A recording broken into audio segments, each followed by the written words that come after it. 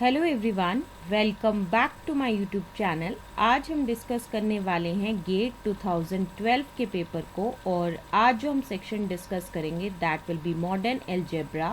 साथ ही साथ ये जो वीडियो है ये है पार्ट 2-1। तो चलिए स्टार्ट करते हैं आज की वीडियो को।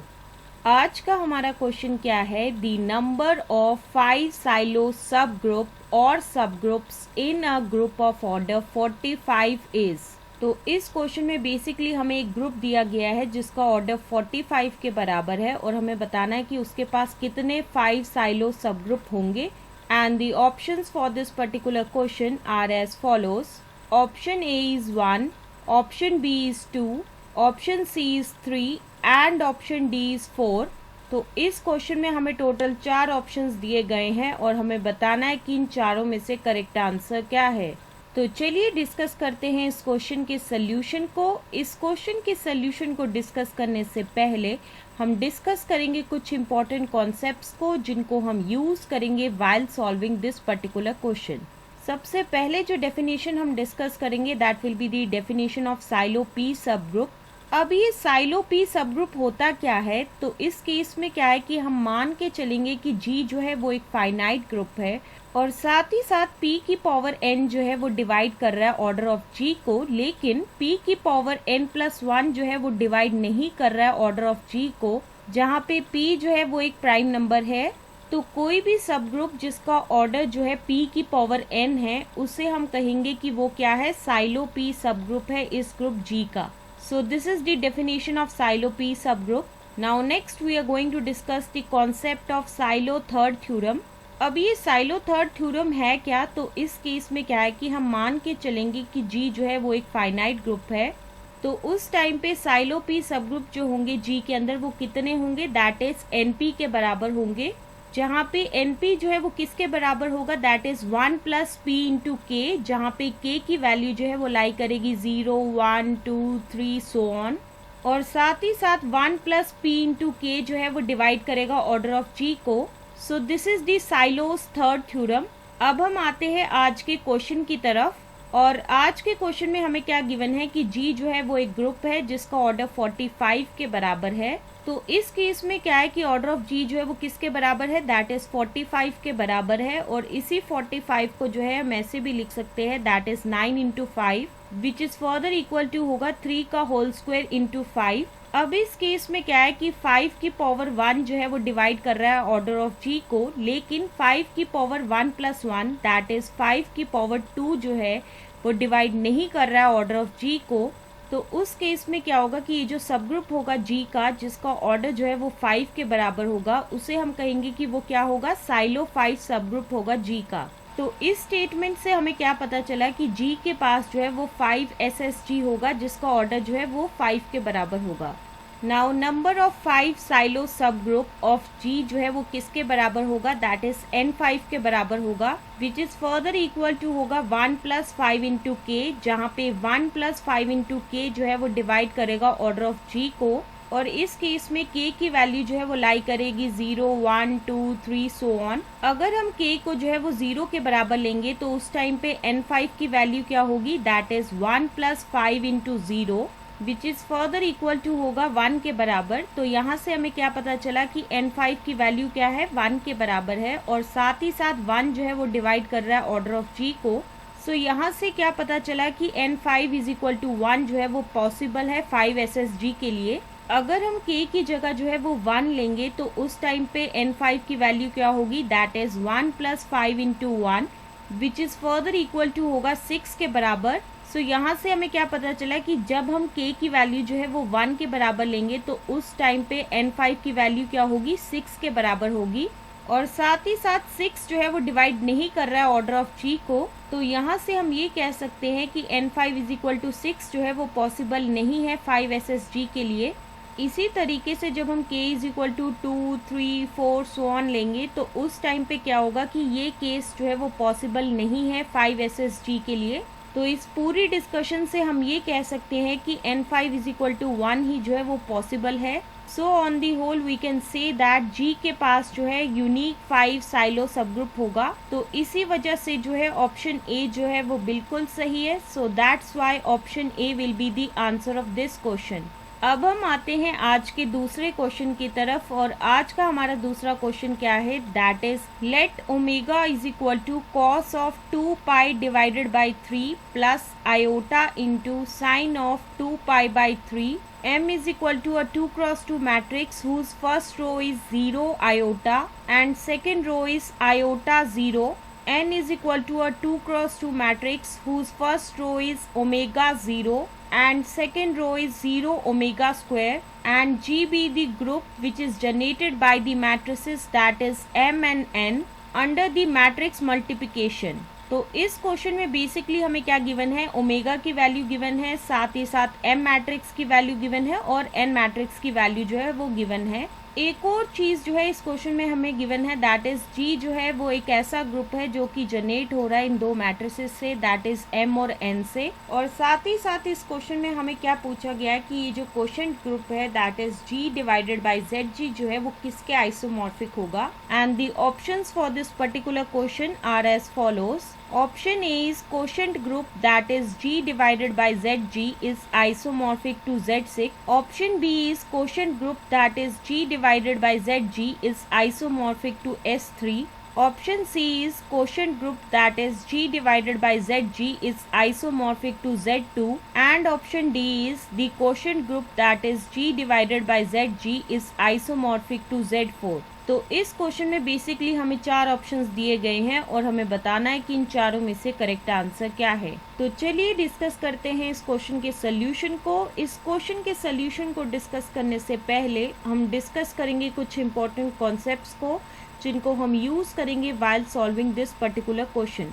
सबसे पहले जो डेफिनेशन हम डिस्कस करेंगे that will be the definition of centre of group. अब ये सेंटर ऑफ ग्रुप होता क्या है, तो इस केस में क्या है कि हम मान के चलेंगे कि जी जो है वो एक ग्रुप है और साथ ही साथ सेंटर ऑफ ग्रुप को जो है हम जर्नली डिनोट करते हैं इस symbol say that is ZG से, और इसे जो है वो डिफाइन किया गया है कुछ इस तरीके से दैट इज ZG जो होगा वो एक ऐसा सेट होगा जहाँ पे एलिमेंट्स कुछ इस तरीके के होंगे, दैट इज इसमें वो सारे Z बिलोंग करेंगे G के जो कि सेटिस्फाई कर रहे होंगे इस कंडीशन को that is x into Z is equal to Z into x for all x belongs to G. So this is the definition of center of group. Now next we are going to discuss an important note which is related to center of group, that is ZG is always normal subgroup of G. Now next we are going to discuss the definition of quotient group. अब ये quotient group होता क्या है, तो इस case में क्या है कि हम मान के चलेंगे कि G जो है वो एक ग्रुप है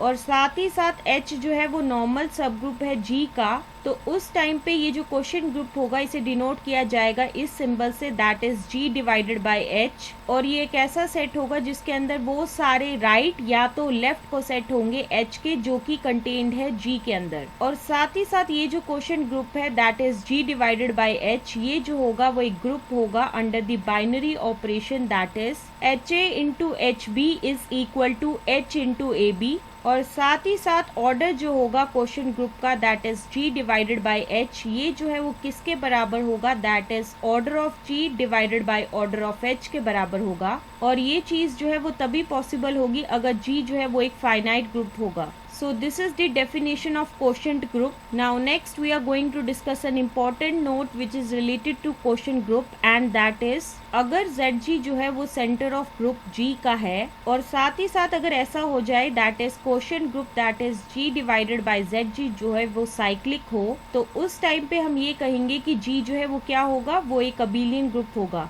सो this is the important note which is related to quotient group. अब हम आते हैं आज के क्वेश्चन की तरफ, और आज के क्वेश्चन में हमें क्या गिवन है कि ओमेगा जो है वो किसके बराबर है, that is cos of 2 pi divided by 3 plus iota into sine of 2 pi divided by 3। और साथ ही साथ इस क्वेश्चन में हमें टोटल 2 मैट्रिसेस दिए गए हैं। सबसे पहला मैट्रिक्स जो हमें दिया गया है दैट इज M1, जो कि एक ऐसा मैट्रिक्स है जिसकी पहली रो है 0 आयोटा और दूसरी रो है आयोटा 0। दूसरा जो मैट्रिक्स दिया गया है वो कौन सा है दैट इज N1, जिसकी पहली रो है ओमेगा 0 और दूसरी रो है 0 ओमेगा स्क्वायर। अब हमारा नेक्स्ट स्टेप ये होगा कि हम ऑर्डर निकालेंगे इन दोनों मैट्रिसेस का दैट इज मैट्रिक्स M और मैट्रिक्स N का। सबसे पहले जो है ऑर्डर निकालने से पहले इन दोनों मैट्रिसेस का हम डेफिनेशन डिस्कस करेंगे। That definition will be the definition of order of an element. तो इस केस में क्या है कि G जो है वो एक ग्रुप है और साथ ही साथ A जो है वो बिलोंग कर रहा है G के अंदर। अगर हमारे पास एक एलिमेंट मिल जाए दैट इज M1 जो कि बिलोंग करेगा N के अंदर, इस केस में N जो है वो डिनोट कर रहा है सेट ऑफ नेचुरल नंबर्स को, और साथ ही साथ ऐसा हो जाए दैट इज A की power M is equal to E के बराबर हो, जहाँ पे E जो है वो डिनोट करेगा आइडेंटिटी एलिमेंट ऑफ G। तो उस टाइम पे हम ये कहेंगे कि A के पास जो है वो एक फाइनाइट ऑर्डर है और ये जो लीस्ट M हमें मिला है इसे हम कहेंगे कि ये जो होगा वो ऑर्डर होगा इस एलिमेंट A का जो कि बिलोंग कर रहा है G के अंदर। Also order of an element that is A1 जो कि बिलोंग कर रहा है G के अंदर, इसे डिनोट किया जाता है इस symbol say that is O of A। So this is the definition of order of an element. Now next we are going to find out the order of the matrix that is M1. तो इस case में जैसा कि अभी हमने बताया था कि M जो है वो किसके बराबर है, एक ऐसा मैट्रिक्स है जिसकी पहली रो है 0 आयोटा और साथ ही साथ दूसरी रो है आयोटा 0। सबसे पहले हम निकालेंगे दैट इज M का होल स्क्वायर जो कि किसके बराबर है that is M into M के बराबर है। अब हम इस मैट्रिक्स M को जो है वो मल्टीप्लाई करेंगे खुद से, तो उस टाइम पे हमें एक ऐसा मैट्रिक्स मिलेगा जिसकी पहली रो होगी -1 0 और दूसरी रो होगी 0 -1। नेक्स्ट हम जो वैल्यू कैलकुलेट करेंगे दैट इज M की power 4 which is equal to होगा M square into M square. अब हम क्या करेंगे कि M स्क्वायर को जो है वो मल्टीप्लाई करेंगे M स्क्वायर से, तो उस टाइम पे हमें एक ऐसा मैट्रिक्स मिलेगा जो कि इस तरीके का होगा दैट इज जिसकी पहली रो होगी 1 0 और दूसरी रो होगी 0 1 जो कि क्या है आइडेंटिटी मैट्रिक्स है। तो इस पूरी डिस्कशन से हमें क्या पता चला कि M की पावर 4 जो है वो किसके बराबर है दैट इज I के बराबर है। So on the whole we can say that order of M जो है वो किसके बराबर होगा दैट इज 4 के बराबर होगा। नेक्स्ट हम ऑर्डर निकालेंगे मैट्रिक्स N का। तो सबसे पहले हम N मैट्रिक्स को लिखेंगे दैट इज जिसकी पहली रो होगी ओमेगा 0 और दूसरी रो होगी 0 ओमेगा स्क्वायर। नेक्स्ट जो हम वैल्यू कैलकुलेट करेंगे दैट इज N की पावर 2 की वैल्यू जो है हम कैलकुलेट करेंगे जो कि किसके बराबर होगा that is N into N के बराबर होगा। अब हम क्या करेंगे कि इस N को जो है वो मल्टीप्लाई करेंगे खुद से, तो उस टाइम पे क्या होगा कि हमें एक ऐसा मैट्रिक्स मिलेगा जिसकी पहली रो किसके बराबर होगी that is omega square 0 and दूसरी रो जो होगी वो होगी 0 ओमेगा की पावर 4। नेक्स्ट जो हम वैल्यू कैलकुलेट करेंगे दैट इज N की पावर 3 की वैल्यू हम कैलकुलेट करेंगे जो कि किसके बराबर होगा that is N into N square. अब हम क्या करेंगे कि N को जो है वो मल्टीप्लाई करेंगे N स्क्वायर से, तो उस टाइम पे हमें एक ऐसा मैट्रिक्स मिलेगा जिसकी पहली रो होगी 1 0 और दूसरी रो होगी 0 1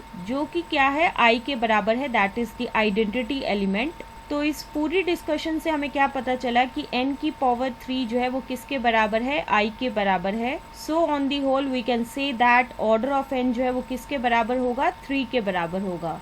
अब order of the matrix M और N का निकालने के बाद जो है हम देखेंगे कि G जो है वो किसके बराबर था दैट इज एक ऐसा ग्रुप था जो कि जनरेट हो रहा है इन दोनों matrices say that is M और N से under the binary operation that is matrix multiplication.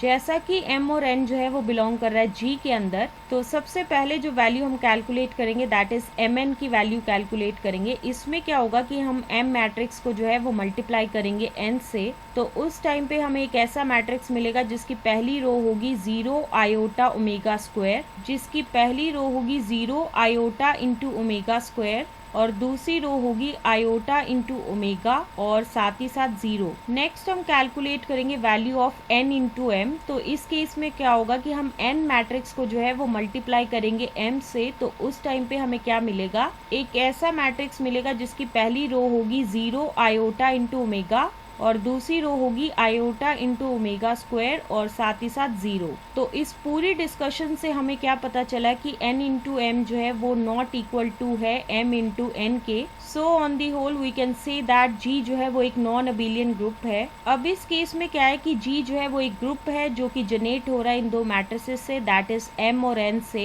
तो G जो है वो एक ऐसा सेट होगा जिसमें एलिमेंट्स कुछ इस फॉर्म के होंगे, दैट इज M की पावर I इंटू N की पावर J, जहाँ पे M की पावर 4 जो है वो किसके बराबर होगा, I के बराबर होगा, और साथ ही साथ N की पावर 3 जो है वो किसके बराबर होगा, I के बराबर होगा। और एक और चीज जो हमने ऑब्जर्व की थी वो क्या थी कि m इंटू एन जो है वो नॉट इक्वल टू है n इंटू एम के। साथ ही साथ इस i की वैल्यू जो है वो वैरी करेगी 0, 1, 2, 3, और j की वैल्यू जो है वो वैरी करेगी 0, 1, 2। G जो है वो एक नॉन अबिलियन ग्रुप है जिसका ऑर्डर जो है वो 12 के बराबर होगा, और साथ ही साथ सेंटर ऑफ ग्रुप G को जो है हम डिनोट करेंगे ZG से, और इसे हम डिफाइन करेंगे कुछ इस तरीके से, दैट इज ये एक ऐसा सेट होगा जिसमें टोटल 2 एलिमेंट्स होंगे। सबसे पहला एलिमेंट जो होगा वो होगा एक ऐसा मैट्रिक्स जिसकी पहली रो होगी 1, 0 और दूसरी रो होगी 0, 1। दूसरा जो एलिमेंट होगा जो कि कंटेन्ड होगा ZG के अंदर वो एक ऐसा मैट्रिक्स होगा जिसकी पहली रो होगी -1, 0 और दूसरी रो होगी 0, -1। जैसा कि हम जानते हैं कि स्केलर मैट्रिसेस जो है वो कम्यूट करते हैं हर एक मैट्रिक्स के साथ, so which further implies that order of ZG जो है वो किसके बराबर होगा, दैट इज 2 के बराबर होगा। नेक्स्ट जो चीज हम कैलकुलेट करेंगे that is order of the quotient group, that is G divided bye ZG, जो कि किसके बराबर होगा, that is order of G divided by order of ZG के, which is further equal to होगा 12 divided by 2 and which is further equal to होगा 6 के बराबर।